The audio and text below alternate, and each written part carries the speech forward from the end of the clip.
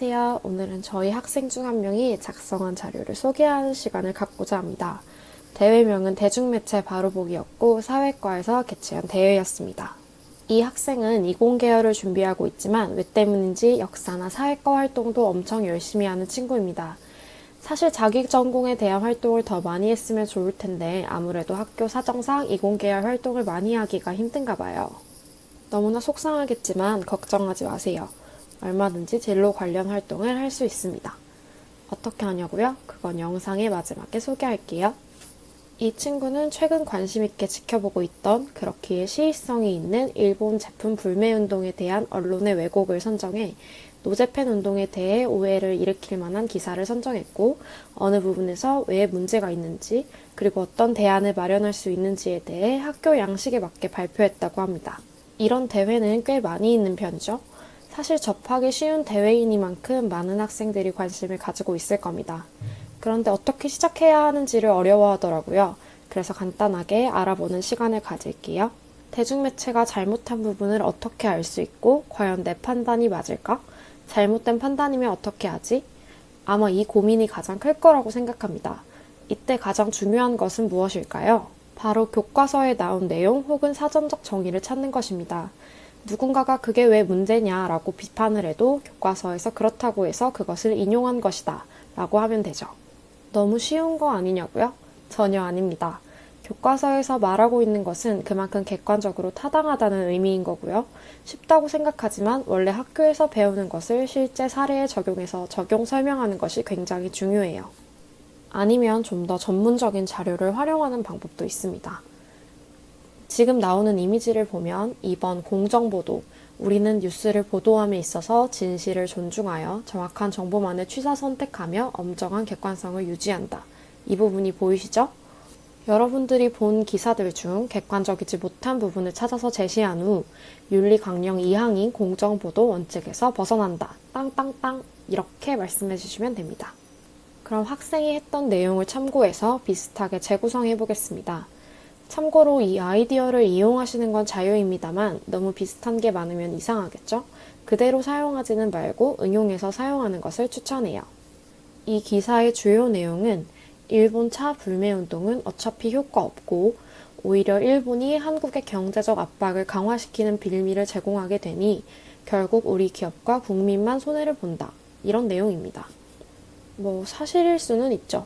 그런데 그 근거를 보면 불매운동이 불붙은 이번 주 초 렉서스, 도요타, 혼다 등 주요 일본 자동차 매장을 둘러봐도 이번 불매운동 여파로 예약 취소를 한 사례는 없었다. 오히려 지난해 이맘때보다 판매가 늘어난 곳이 더 많았다라고 말하고 있네요.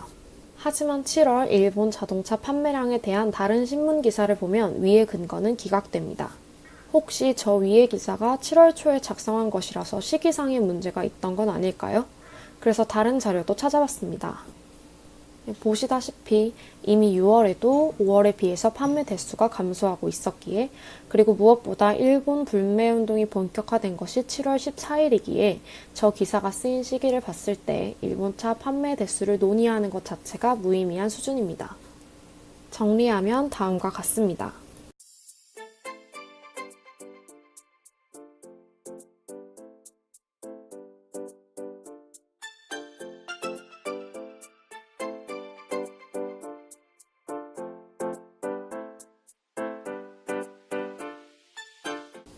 교과서에서는 다음과 같이 대중매체의 문제점을 말하고 있습니다.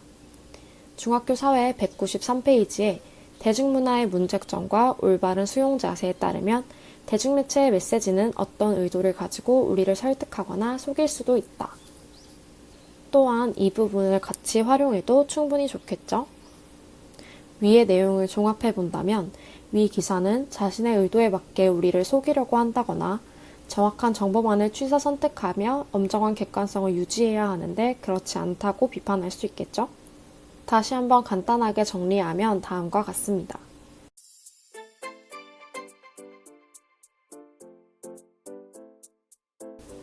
대안은 여러분들이 한번 생각해 보세요. 힌트를 주자면 기사를 쓴 기자, 저런 기사에 대한 사실 확인도 하지 않는 언론사, 저런 기사를 써도 마땅한 규제를 하지 못하는 제도, 또 저런 기사를 사실대로 믿어버리는 대중 등으로 구분해서 생각해보면 어느 정도 방향이 보일 겁니다. 자, 그러면 앞서 말한 것처럼 본인의 진로와 직접적 연관성이 없어 보이는 주제에서 어떻게 진로나 전공 관련 활동을 할 수 있을까요? 본인의 진로와 연관이 없어 보이는 주제라도 자세히 살펴보면 심화 발전시킬 만한 요소가 있습니다. 예를 들면 이공계열 진학을 희망하는 학생들은 노재팬 운동에서 불화수소라는 키워드를 정해서 그 물질이 어떤 특징을 가지고 있어서 이렇게 주요 쟁점이 되는지를 분석하여 발표할 수 있겠죠. 이렇게 본인 전공과 관련된 작은 요소를 찾아 심화하여 발표하는 것은 1, 2학년 학생들에게 굉장히 좋은 활동입니다. 어떤 식으로 연결할지를 잘 모르겠다면 주변 선생님께 여쭤보는 것도 좋은 방법입니다. 아마 도움이 되는 방향으로 잘 안내해 주실 거예요. 어때요? 좀 도움이 됐나요? 더 궁금한 점이 있으면 댓글이나 카페에 가입해서 양식에 맞게 올려주세요. 그럼 다음 시간에는 또 다른 보고서 및 발표로 만날게요.